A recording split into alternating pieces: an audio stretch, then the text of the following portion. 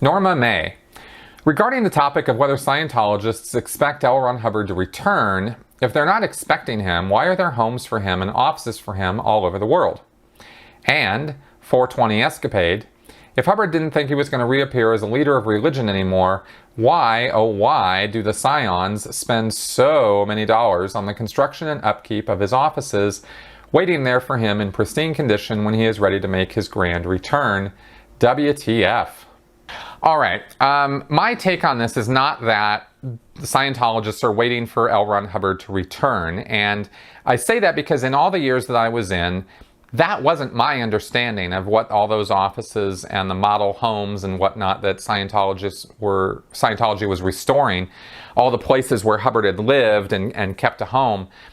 Those were memorials to the man, and the offices that are kept in all of the churches of Scientology are for show.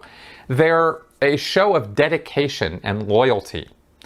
Hubbard was big on this, and you gotta, the thing to get about Scientology is it's a show.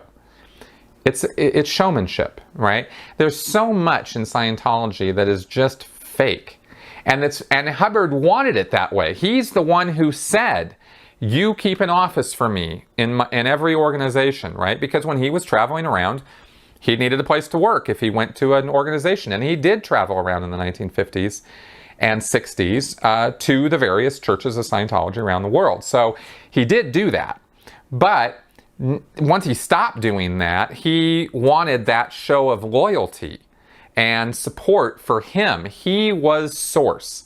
L. Ron Hubbard was the single source of Dianetics and Scientology, according to him. Now, if there's some desperation in that, it's because Hubbard was desperate for that admiration and that he had that kind of megalomania sort of thing going on. He needed to get that support. He needed that security. And this is why he was so down on anybody who took Scientology and techniques and methods and went out and did it on their own. And he called them squirrels, and he had them fair gamed. He wanted them pursued to the ends of the earth. He wanted them sued out of existence because it was all about him, right? This is a big, big deal in Scientology, is that it's all about him as far as he was concerned. So the idea with all of that is that he wanted that, he needed that recognition. So that has been built into the DNA of Scientology, so to speak. And so this idea of buying and restoring the properties where he lived or stayed, like in Phoenix, Arizona, in Washington, D.C., in, South Africa, all these places. The idea is that Scientologists would come visit them, and wouldn't that be ooh and ah?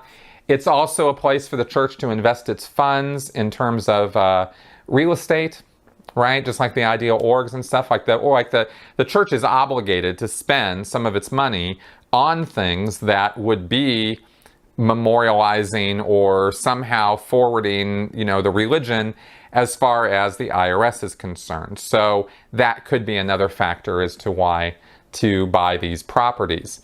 But it's not because there's a literal idea within Scientology that Hubbard's coming back reincarnated and is gonna go and use those offices. That's not really what Scientologists think. I never met one Scientologist in all my years who thought that, who literally thought that that was what was the deal with those offices. And also a reminder that L. Ron Hubbard was the source of it all, right? Because no one in Scientology has a clue what a plagiarist and a lying scumbag L. Ron Hubbard was when it came to taking other people's work and making it his, and saying that it was his creation and his discovery when nothing could be further from the truth. So much of Scientology is not L. Ron Hubbard's. So, he was fighting against that by creating this myth, and Scientologists don't know any better, so they forward this myth, and that's why you see those offices and those properties and why the church thinks those are important.